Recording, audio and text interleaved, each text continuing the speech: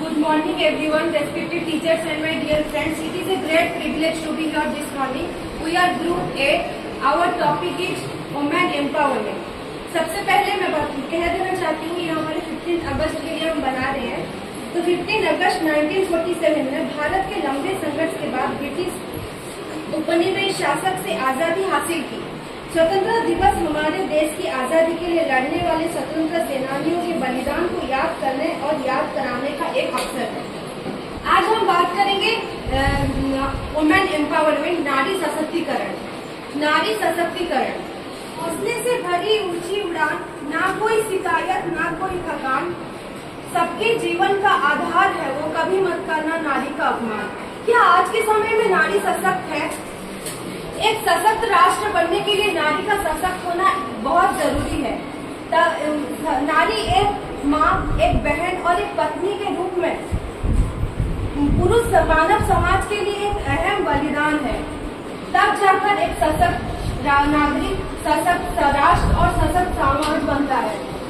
आज के समय में नारी सशक्तिकरण के लिए कितने सारे उन्नति, विकास, बेटी बचाओ बेटी पढ़ाओ के जैसे नारे और भाषण दिए जाते हैं, मगर क्या आज भी नारी सुरक्षित है? आज भी नारी शोषण, हिंसा, अशिक्षा से जैसे दूर है। आज भी लोगों को लगता है कि नारी कुछ नहीं कर सकती। अब तो मैथिली चरण गुप्त का ये कथन, अलवा जीवन है नारी तेरी कहानी, आंचल में है दर्द और आंखों में है पानी, ये मुझे कुछ पुराना सा लगने लगा है।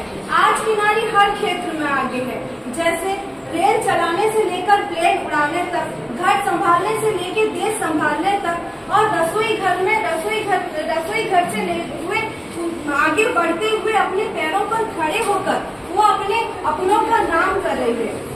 एक राष्ट्र विकास के लिए नारी सशक्तिकरण बहुत जरूरी है। नारी सशक्तिकरण जाति, धर्म, वर्ण, लिंग, ये सब को भेदभाव को दूर करके नारी को सामाजिक आर्थिक स्वतंत्रता प्रदान करना ही नारी सशक्तिकरण है। इस तस्वीर में आप जो महान शख्सियत को देख रही है, शायद आप सब इनको जानते होंगे।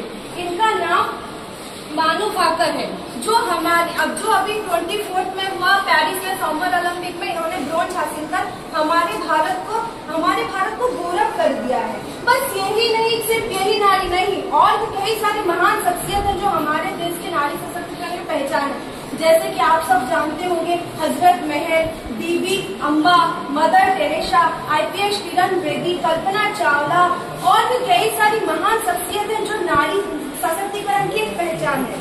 और मैं आखिर में इतना ही कहना चाहूंगी, जब होगा स्त्री का हर घर सम्मान, जब होगा स्त्री का हर घर सम्मान, तभी बनेगा भारत महान। अपनी बेटियों को तो इतनी पहचान की बड़े होकर बने वो देश की शान है।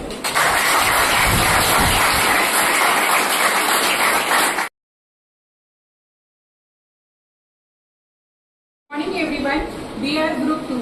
Today we are presenting Azadi Ka Amrit Mahotsav. Everyone knows we celebrate Independence Day on 15th August every year. The official journey of Azadi Ka Amrit Mahotsav was started on 12th March 2021.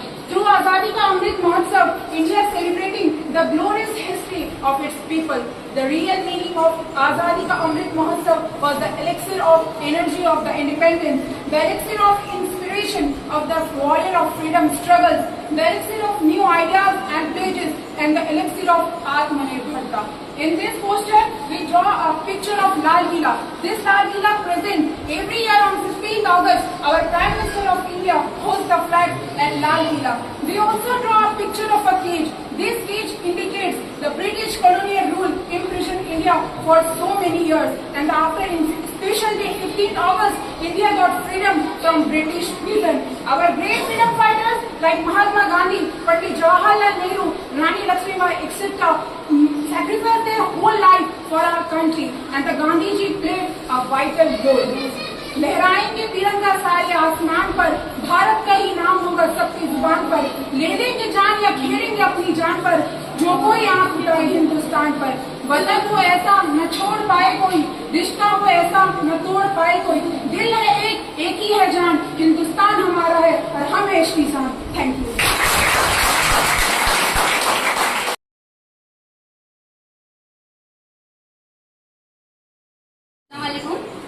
We are Group 3. Our topic is Indian national movement. So first of all, आमे जानिबा Indian national movement कौन what is Indian national movement. तो Indian national movement गोटे जोटा कि आमे कहूचे आम भाषा कहबा गले आंदोलन भारतीय जातीय राष्ट्रीय आंदोलन। जो भारतीय जातीय राष्ट्र आंदोलन आज जो आमे वर्तमान गोटे स्वाधीन भारत रे बंचीजे स्वाधीन भारत रे गोटे उड़ंता पक्षी बोली आमे जो विवेचित होउजे से इंडियन नेशनल मूवमेंट जो ही आमे आज गोटे स्वाधीनता भारत रे गोटे उपहार गोटे स्वाधीनता भारत उपहार रूपे आमे हमको आम जो देशर थिले स्वाधीनता संग्राम माने हमको उपहार भेटी रूपे देइछन्ति। जो स्वाधीनता भारत में से निजर घर संसार परिवार त्याग करके निज जीवन को बलिदान देके आज आमको गोटे स्वदेश भारत उपहार रूपे देइछन्ति।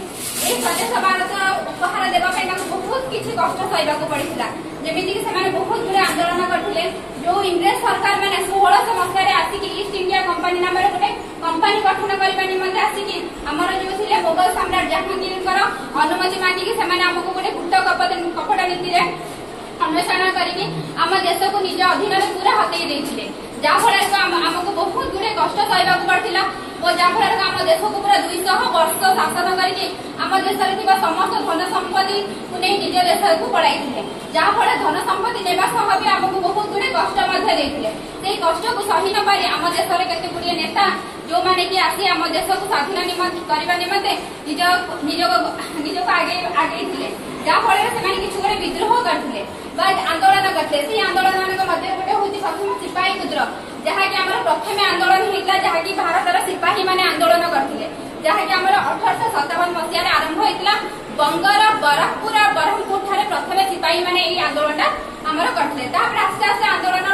एपरी भाव विभाजित है जहाँकि इंग्रेज मैंने सही न पाइले न सही पारि लास्ट से कौन कले ना भारत छाड़ी जीवाकू निजर मत कले और राति राति से 13 नई 7 दरिया डेहिकी आम भारत को छाड़ी निज देश को पलाइले और आमर ये आंदोलन जो आम करते कष्ट सही जहाँफल आम गोटे स्वाधीनता भारत को भेटी रूपे दे आम देश को छाड़ी पड़े। Thank you.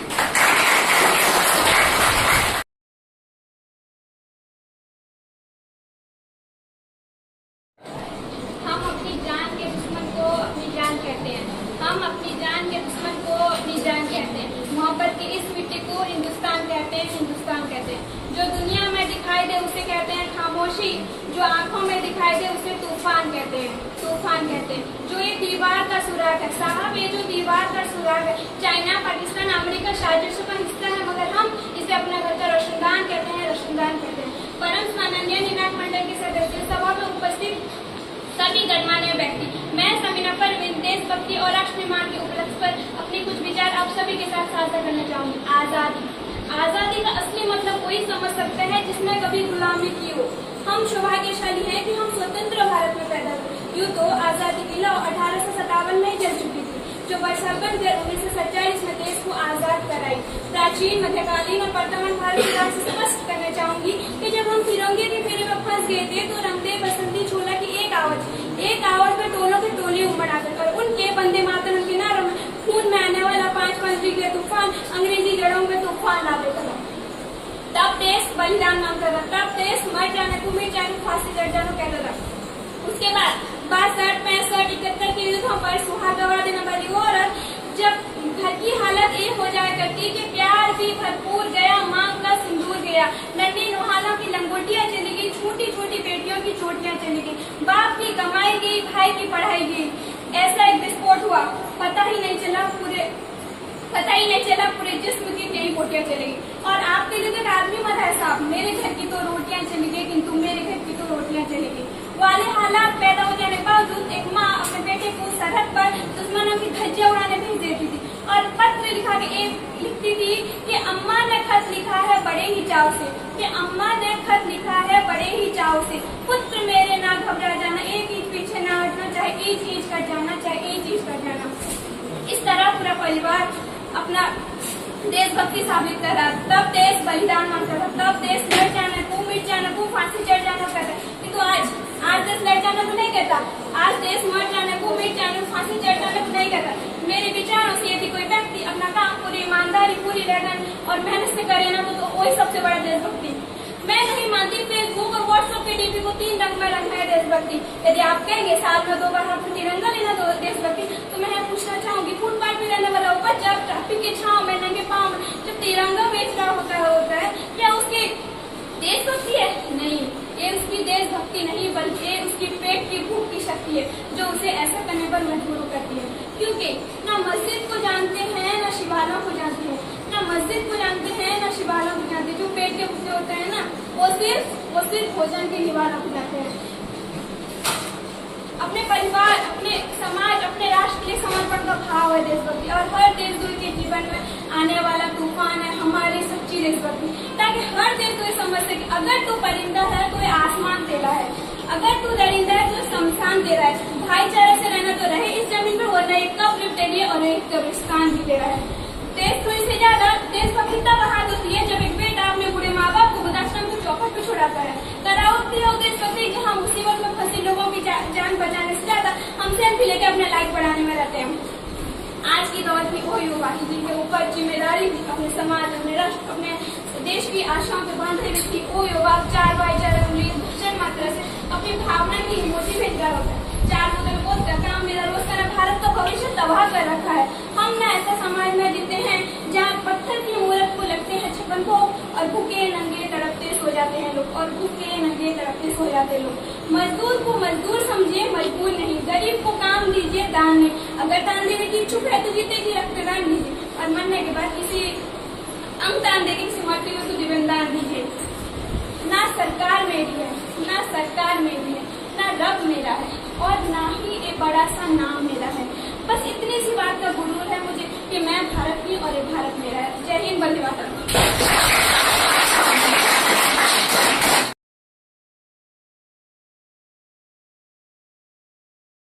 Good afternoon everyone, I am Jasper Trenehan. This is Sebastian. I am going to present the poster that is based on India of my dream in 2047. This is the revolutionary step taken by our government to develop our India by 2047. It focuses on individual instead of economy as a whole. We can say that it study at micro level. That's why we focus on GDP per capita instead of aggregate. That aggregate value is satisfying. That is $4 trillion economy. That trillions refers to the 10 to the power 12. But due to country distribution, it leads to several problems like inflation. So we should focus on GDP per capita instead of aggregate. So we should focus on individual, and we should discuss in other parts like poverty, education to all, sustainable development, no corruption, no violence, science and technology, economic growth, and gender equality. First of all, poverty. Poverty is a social level that creates social problems, and we already discussed that. We discussed individual. So nation consists of individual. If we strengthen individual, nation becomes stronger. So we should try to eradicate poverty from India. Now come to the sustainable development. Sustainable development is a prime factor and important factor because it refers to the development one without harming others. We can say that we fulfill our demand without compromising our next generation. So we should focus on environment. That's why our expert introduced a new term, that is green GDP. All of you know about GDP. GDP refers to the total monetary value of goods and services produced in a financial year by deducting depreciation. But in green GDP, we include nominal GDP along with environment cost. So it is the best solution for our this generation. For example, a man can establish factory by deforestation. वो अपने आप को AC में रख के खुद को सुविधा रख सकता है, लेकिन जो बाकी जो लोग हैं वो ग्लोबल वार्मिंग बोले जाता है, उससे परेशानी हो गई। आप लोगों को पता होगा न्यू मरे आइलैंड जो फाइलिन साइक्लोन के बाद इमर्ज हुआ था, इसमें इंडिया और बांग्लादेश दोनों ने क्लेम किया था। इस वजह से वो इंटरनेशनल कोर्ट को गया था और इंटरनेशनल कोर्ट ने 2014 में उसको इंडिया का फेवर में दिया था। लेकिन वाटर लेवल राइज होने की वजह से 2014 में वो डूब गया है। जो आइलैंड डूबने की वजह क्या है? वाटर लेवल राइज होना। वाटर लेवल राइज होने का वजह क्या है? ग्लेशियर पिघलना। ग्लेशियर पिघलने की वजह क्या है? Global warming and global warming. Global warming and global warming का वजह क्या है? हम लोग इन्वायरमेंट को सही से इस्तेमाल नहीं कर पा रहे, एफिशिएंटली इसको इस्तेमाल नहीं कर रहे। इसकी वजह से sustainable development is the better solution for this generation. Now come to the corruption and violence. Corruption and violence has bad effect in our society and our economy. So there is no space for violence and corruption in our new age. Now come to the science and technology. In science era, a country is not said to be a developed country without exploring and enhancing in science and technology. So we should focus on science and technology. Now come to the economic growth. Economic growth, we already discussed, growth should be in a sustainable manner. Now come to the gender equality. We ensure that there is a gender equality in our country and provide all opportunity to all of them. Now come to the last, not the least point, that is education for all. Education is the powerful weapon to change the world. Whatever I discussed earlier is not possible without education. So education should be a basic structure of our government and basic fundamental of individual. So education is more important. यही अल्लामा इकबाल ने उनका एक शेर में कहा है, फिर पर सबक सदाकत का, सुजावत का, अदालत का, उससे काम लिया जाएगा दुनिया के इमामत का. This is the overview of our presentation. Thank you.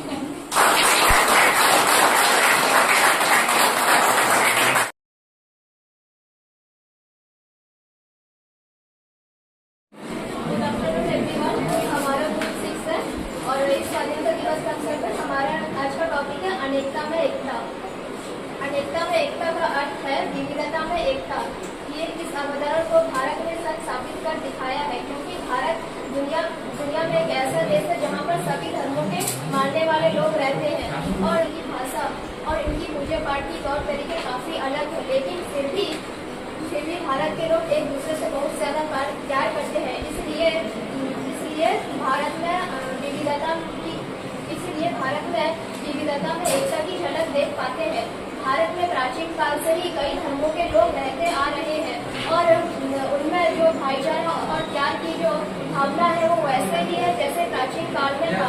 इसलिए भारत दुनिया का एक ऐसा देश है जहाँ अनेक भाषा और अनेक धर्मों के लोग रहते हैं और सभी अपने आप को गर्व से भारतीय कहते हैं. विविधता में एकता का महत्व देश को सामाजिक और आर्थिक रूप से मजबूत करता है. विविधता में लोगों के बीच में सद्भावना, रिश्ते और सामाजिक कार्य को विविधता में एकता बढ़ाने में सहायता करता है. बुरी स्थितियों में प्रभावशाली संवाद बनाता है और सामाजिक परेशानी से हम सभी को दूर करता है. विविधता में एकता के द्वारा देश में लोकतांत्रिक व्यवस्था मजबूत होती है, जिसकी वजह से लोगों का सरकार में भरोसा होता है. विविधता में एकता के द्वारा लोगों के देश के पर्यटन स्थल में लोगों की अफजाई अधिक होती है. भारत में सभी धर्मों के असमानता होने के बावजूद भी लोग एक दूसरे के धर्मों का सम्मान करते हैं और उनके त्योहारों में हर्षोल्लास के साथ सम्मिलित होते हैं. ये हमारे देश के एकता को और भी मजबूत करता है. अंत में मैं यही कहना चाहूंगी कि भारत की असली शक्ति उसकी विविधता में निहित है. ये हमारी जिम्मेदारी है कि हम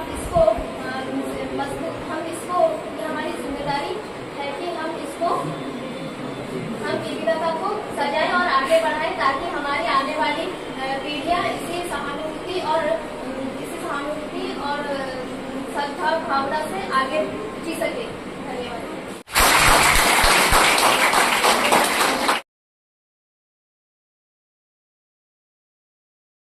Good afternoon, everyone.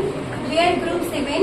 Today our topic is Indian Army. Indian Army यानी भारतीय सेना.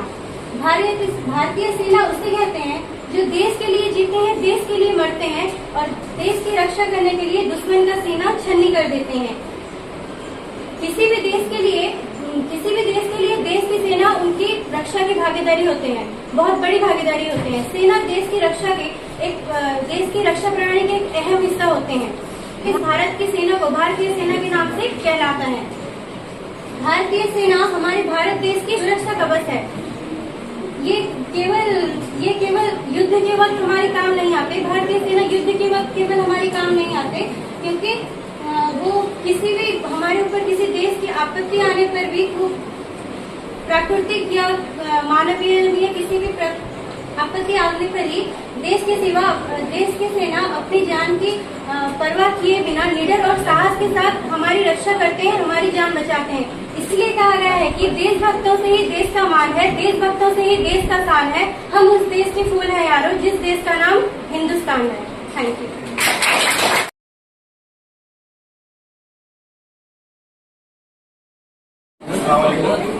दोस्तों, आज हम डिस्कस करेंगे role of women in freedom movement. दोस्तों, आप सबने महात्मा गांधी, सुभाष चंद्र बोस और जैसे भगत सिंह जैसे फ्रीडम फाइटर्स के नाम तो सुने होंगे, क्योंकि इंडिपेंडेंस में इन लोगों का नाम बहुत ही प्रसिद्ध है। लेकिन कहीं ना कहीं इन लोगों के अलावा महिला जाति के पुरुष जो लोग फ्रीडम फाइटर के रोल में मतलब कि बहुत भागीदारी हिस्सा लिए थे, उन लोगों का नाम ज्यादातर नहीं लिया जाता। लेकिन इसका मतलब ये नहीं कि वुमेन फाइटर इंडिपेंडेंस के रोल में बिल्कुल उनका कंट्रीब्यूशन नहीं है। उनका कंट्रीब्यूशन इस इंडिपेंडेंस स्ट्रगल में बहुत ही बढ़ चढ़ कर है। जैसा कि आज रानी लक्ष्मीबाई और हजरत महल, इन कुछ चुनिंदा नाम का अगर छोड़ दिया जाए तो हम वुमेन स्ट्रगल के मूवमेंट को इतिहासकार के पन्नों बिल्कुल भी पढ़ने नहीं पाते। क्योंकि इन लोगों के अलावा महिला जातियों को वुमेन स्ट्रगल में ज्यादा इंपोर्टेंस नहीं दिया जाता। तो मैं आज उन महिलाओं के बारे में डिस्कस करूंगा जिन्हें इतिहासकार अपने पन्नों में ऐड नहीं करते हैं। मैं आज उन हीरोइंस के बारे में डिस्कस करूंगा जिन्हें कहा जाता है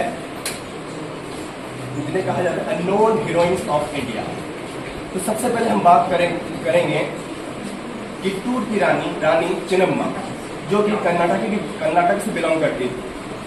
कित्तूर की रानी माना जाता है कि कित्तूर की रानी अंग्रेजों के खिलाफ सबसे पहली महिला थी जो कि उनके खिलाफ हथियार उठाई थी इंडिपेंडेंस लाने के लिए इस इंडिया में। उसके बाद कहा जाता है कि लेकिन यूं तो वो ब्रिटिशर्स को हराने में मुकम्मल कामयाब नहीं हुई, लेकिन उनका इस अभियान में, इस स्ट्रगल में कंट्रीब्यूशन ही पूरे देश की महिलाओं के लिए एक प्रेरणा बनती है। जैसे कि हम जानते हैं वो एक वुमेन थी, उनके भी शादी हुई, उनके भी बच्चे हैं, लेकिन यहीं से सिलसिला शुरू होता है वुमेन स्ट्रगल का। क्योंकि ब्रिटिशर्स ने एक पॉलिसी जारी किया था जिसे कहते हैं डॉक्ट्राइन ऑफ लॉस।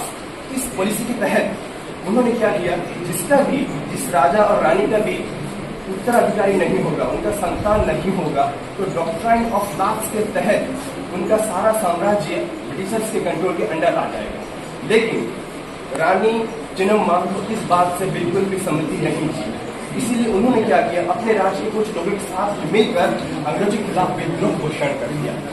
जब उन्होंने विद्रोह घोषणा किया तो उन्होंने ब्रिटिशर्स के कई सारे पुलिस ऑफिसर्स को मार गिराया। जब इस बात को ब्रिटिशर्स के पुलिस ऑफिसर, ब्रिटिशर्स के कमांडमेंट को पता चला तो उन लोगों ने क्या किया, एक बड़ी आर्मी इकट्ठा की और रानी चिन्नम्मा के विरोध में उन्होंने एक अटैक किया। लेकिन इसमें भी ब्रिटिशर कामयाब नहीं हुए। इस बड़ी आर्मी होने के बावजूद भी रानी चिन्नम्मा उनको हरा दी गई। जब ऐसी सिचुएशंस आई तो ब्रिटिशर्स ने क्या किया, रानी चिन्नम्मा के साथ छल किया, चीट किया। उन्होंने चुपके से रानी चिन्नम्मा के किले में घुस गए और उनके लोगों में जो गोला बारूद होता है, उन गोला बारूद की जगह उन्होंने मर्ड कीचड़ भरना शुरू कर दिया, जिसकी वजह से उनके सारे लोग बर्बाद हो गए और वो हार दी गई।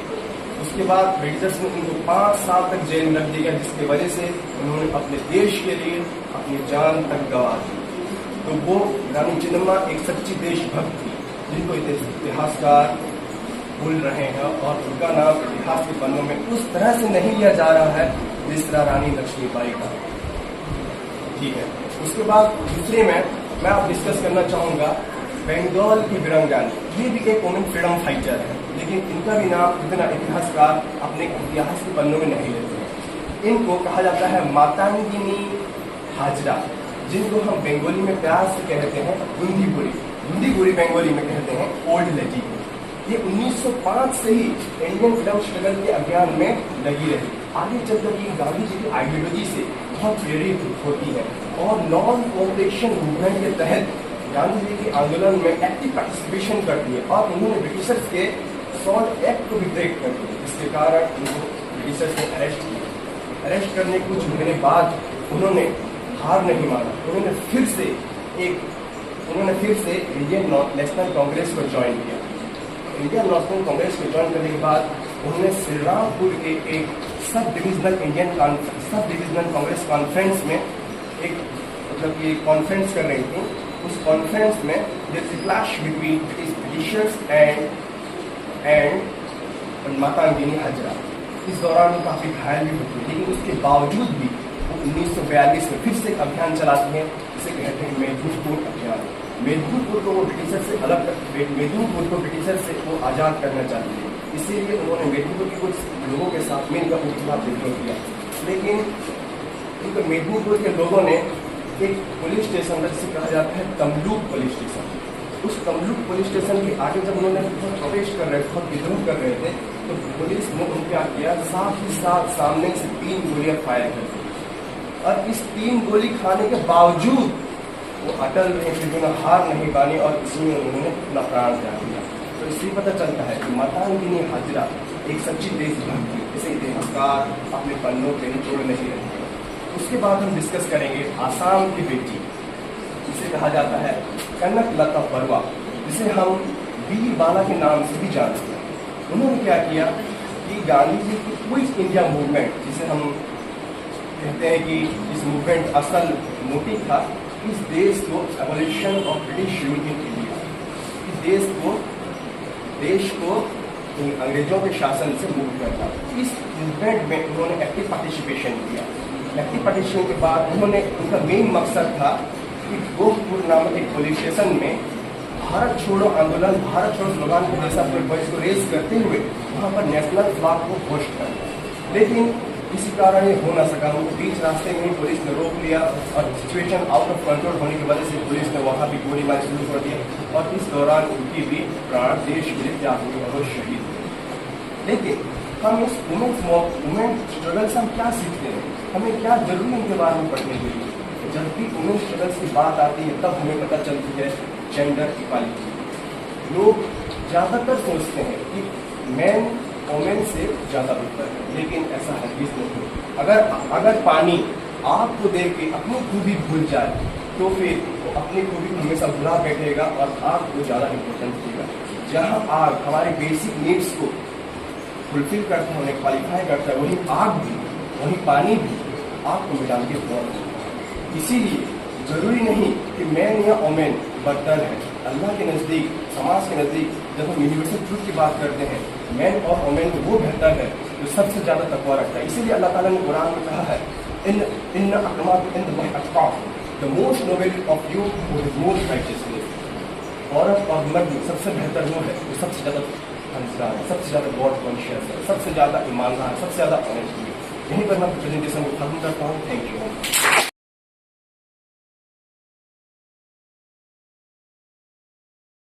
Good afternoon. We are from Group 9. I am SPMD of BMT. India in progress. मैं फर्स्ट बोलूँगा वंदे भारत एक्सप्रेस है। वंदे भारत एक्सप्रेस एक सुपरफास्ट एक्सप्रेस है जिसे इंडिया लागू किया गया है 20 फरवरी 2019 में लागू किया गया है। ये air condition and superfast express होता है। ये ट्रेन दिल्ली 10 घंटे में 800 किलोमीटर ट्रैवल करता है। हाँ, उसके बाद इससे हमको बहुत कम्युनिकेशन में बहुत आसान होती है। उसके बाद मैं पार्लियामेंट के बारे में बोलूँगा। पार्लियामेंट में 2 हाउस होता है, एक होता है अपर हाउस और एक होता है लोअर हाउस। अपर हाउस को हम राज्यसभा बोलते हैं और लोअर हाउस को लोकसभा बोलते हैं। राज्यसभा में टोटल मेंबर होते हैं 245 होते हैं और लोकसभा में 543 होते हैं। जब बात इंडिया की प्रोग्रेस की हो रही है तो चंद्रयान 3 को हम कैसे भूल सकते हैं? चंद्रयान 3 के बारे में आप सभी को थोड़ा बहुत जरूर मालूमात होगा। It plays an important role in the progress of our country. Chandrayaan 2 के असफल लैंडिंग के बाद चंद्रयान 3 को Indian space research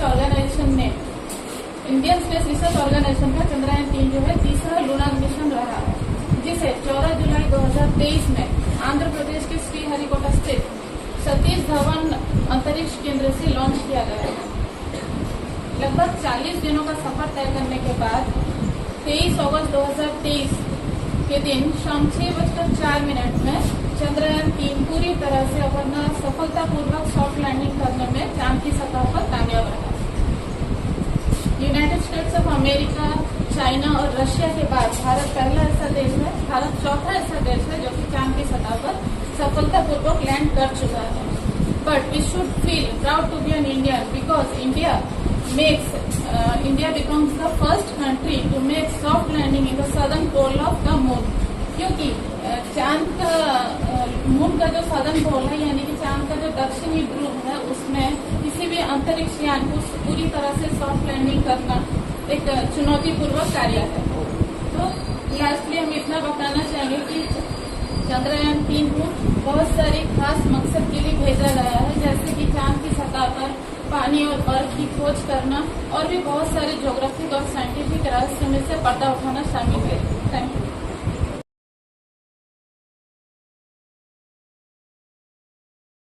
We are group 10 and our topic is saving independence for future generation. इसमें आपको बहुत सारे फ्रीडम फाइटर्स का तस्वीर दिखता होगा, यकीनन दिखता होगा, और ये पेड़ है और ये ईगल एंड डॉग्स है। यहाँ पे जो फ्रीडम फाइटर्स हैं हमारे, वो जड़ों के पास उनकी फोटो को हमने पेश किया है, इसलिए ये रिप्रेजेंट करता है कि हमारे जो फ्रीडम फाइटर्स हैं जो हैं उन्होंने हमें ये जो पेड़ है वो रिप्रेजेंट किसको करता है, वो हमारे आज़ादी यानी कि इंडिपेंडेंस को वो रिप्रेजेंट करता है।